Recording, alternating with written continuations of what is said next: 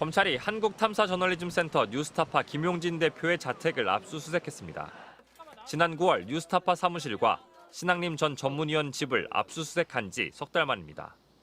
뉴스타파는 작년 대통령 선거 직전 당시 국민의힘 윤석열 후보가 검사 시절 부산저축은행 수사를 무마해줬다는 취지의 김만배 씨 인터뷰를 보도했습니다.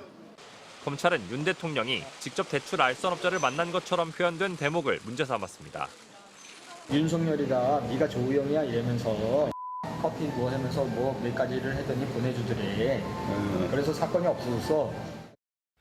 검찰은 압수수색 영장에 김만배 씨가 조우영을 만난 것은 윤석열이 아닌 박모 주임검사라고 말했다며 김용진 대표가 이 사실을 알고도 윤 대통령이 사건을 덮은 것처럼 오인되도록 일부만 골라 편집, 보도했다고 적었습니다. 신앙림 전 의원은 인터뷰 무렵 김만배 씨에게 책값이라며 1억 6천여만 원을 받았는데 검찰은 취재원과의 돈 거래까지 김 대표가 알고 있었는지 의심하고 있습니다. 김용진 대표는 신앙림 전 의원이 거래 사실을 알린 건 올해 1월이었다며 작년 3월 보도에 아무 영향이 없었다고 반박해왔습니다. 뉴스타파는 당시 보도는 근거를 갖춘 정상적인 공직 후보자 검증 보도였다며 언론사 대표 압수수색은 민주화 이후 전례를 찾기 힘든 폭거라며 강하게 반발했습니다. 또 10명 이상 검사를 투입한 검찰이 석 달이 되도록 아무 증거도 제시하지 못했다며 검찰 출신 대통령 심기를 보호하고 언론을 말살시키려는 정치 공작이라고 비판했습니다. MBC 뉴스 정상빈입니다. 검찰이 경향신문 전현직 기자 2명과 인터넷 매체 뉴스버스 전직 기자 1명의 자택을 압수수색했습니다. 경향신문 전 기자 1명은 문화방송으로 옮겨 현재 기자로 재직하고 있습니다. 지난 2021년 10월 경향신문은 대검찰청 중앙수사부가 2011년 대장동 사업에 대출을 알선한 조우영 씨가 10억 원대 대출 수수료를 받은 걸 확인하고도 문제 삼지 않았다며 주임 검사는 윤석열 전 검찰총장이라고 보도했습니다. 김만배 씨와 남욱 변호사가 뛰어들기 전 대장동 사업을 추진했던 시행업자 이강길 씨의 발언을 그 근거로 들었습니다. 뉴스버스도 대검 중수부가 조우영 씨에게 돈을 준 사실을 알고 있었다는 이강길 씨 발언을 토대로 수사 무마 의혹을 전했습니다. 검찰은 당시 이강길 씨 인터뷰를 허위로 보고 전현직 기자 3명을 모두 윤석열 대통령의 명예훼손 혐의 피의자로 영장에 적시했습니다. 작년 2월과 3월 뉴스타파와 JTBC 보도를 겨눈 수사가 반년 전으로 거슬러 올라가 다른 언론사 보도로 확대되는 모양새입니다. 검찰 관계자는 단순한 오보가 아니라 사실이 아닌데 왜곡한 정황이 있다면서도 그 정황에 대해 구체적으로 밝히진 않았습니다.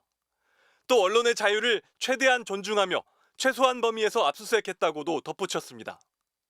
경향신문 기자협회는 의혹이 발견되면 취재, 보도하는 게 기자의 직업 윤리라며 관계자 증언을 왜곡 없이 전달했고 윤석열 대통령 등 반론도 충분히 담았다고 반박했습니다. 뉴스버스도 이강길 씨는 한 달 전만 해도 과거 자신의 발언을 부인하지 않았다며 검찰은 대장동 대출 이후에 수사에서 빠졌는지부터 설명하라고 요구했습니다. MBC 뉴스 나세웅입니다. 경향신문과 뉴스버스 측은 일제히 이번 압수수색을 검찰의 언론 탄압으로 규정했습니다.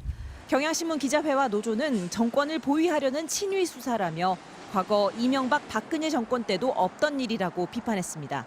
뉴스버스 역시 정권의 비판적인 언론을 겨냥했다며 언론의 재갈을 물리고 흠집을 내려는 시도라고 맹비난했습니다. 한국기자협회도 성명을 내고 권력 감시와 의혹 제기는 언론의 소명이라며 정권이 언론을 길들이려 한다고 비판했습니다.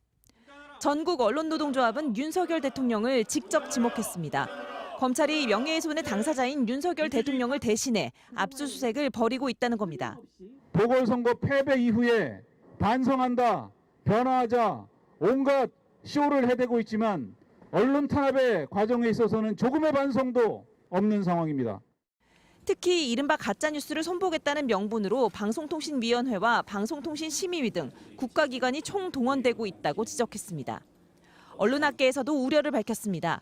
언론 본연의 업무를 수사 대상으로 삼는 순간 언론 자유가 크게 위축될 수밖에 없다는 겁니다. 언론은 국민을 대신해서 후보자를 검증하는 거 아니겠습니까? 대통령이 후보였던 시절의 보도를 갖고 기자 개인 집까지 압수수색하는 것, 이것은 검찰권의 남용이라고 볼 수 있습니다. 지금까지 대선 개입 여론 조작 사건 특별수사팀의 수사 대상이 된 언론사는 모두 5곳, 현직 기자는 모두 6명으로 늘었습니다.